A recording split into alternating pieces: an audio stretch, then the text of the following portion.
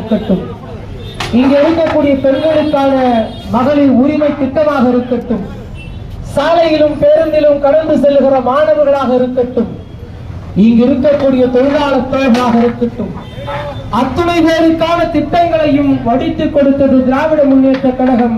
அதன் தலைவர் கலைஞர் அவர்களும் நம்முடைய தளபதி மு.க. ஸ்டாலின் அவர்களும் என்பதையும் யாரும் மறுக்க முடியாது. கை அடக்கத்தில் செல்போனை வைத்து இன்றைக்கு கணினி யுகம் காணுகிற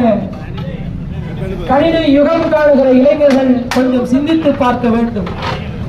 இந்த தகவல் தொழில்நுட்பம் உங்களுக்கு வந்து கையடக்கத்தில் கிடைத்திருக்கிறது என்று சொன்னால், அந்த திட்டங்களை உருவாக்கி கொடுத்த இயக்கம் இந்த திராவிட முன்னேற்ற கழகம். அப்படிப்பட்ட இயக்கத்தை இன்றைக்கு நாம் வீழ்த்திவிட்டோம் என்று சொன்னாலும், இந்த இயக்கம் அரசியல் கட்சி அல்ல, இயக்கம் இது மக்களுக்கான இயக்கம்.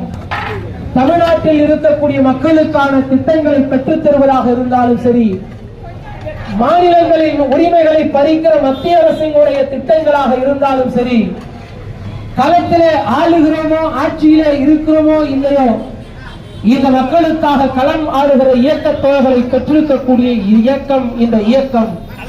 காரணம், இந்த இயக்கம் போராட்ட களத்திலே வளர்ந்து போராட்டத்திலே வென்று இந்த மாநிலத்தின் அரியணையில் அமர்ந்த அண்ணாவின் கண்டெடுத்த இயக்கம். தந்தை பெரியாரின் பகுத்தறிவு கொள்கைகளும் பேரறிஞர் அண்ணாவின் அரசியல் சிந்தனையும் உள்ளடக்கிய இயக்கம். தலைவர் கலைஞர்களால் வார்த்தெடுக்கப்பட்ட திட்டங்களால் நிரம்பி இருக்கக்கூடிய இயக்கம் இந்த இயக்கம்.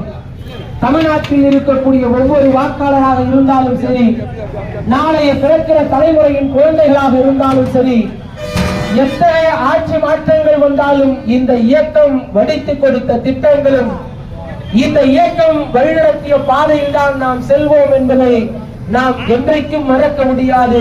அப்படி ஒரு வரலாற்றுக்கு சொந்தக்காரராக இருக்கக்கூடிய தலைவர் கலைஞரின் 103வது பிறந்த நாளைத்தான் இன்றைக்கு 5000க்கு மேற்பட்ட ஏழை மக்களுக்கும் பொதுமக்களுக்கும் உணவினை வழங்கி அவர்கள் பசிப்பினியை போக்குகிற விதத்தில் நம்முடைய மண்டல குழு தலைவர் 4வது பகுதி கழகத்துடைய செயலாளர் அண்ணன் டி. காமராஜ் அவர்கள் ஏற்பாட்டில் இந்த நிகழ்ச்சி நடைபெற்றுக் கொண்டிருக்கிறது.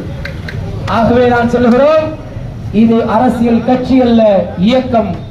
திராவிட முன்னேற்ற கழகம் போராடும், வெல்லும்.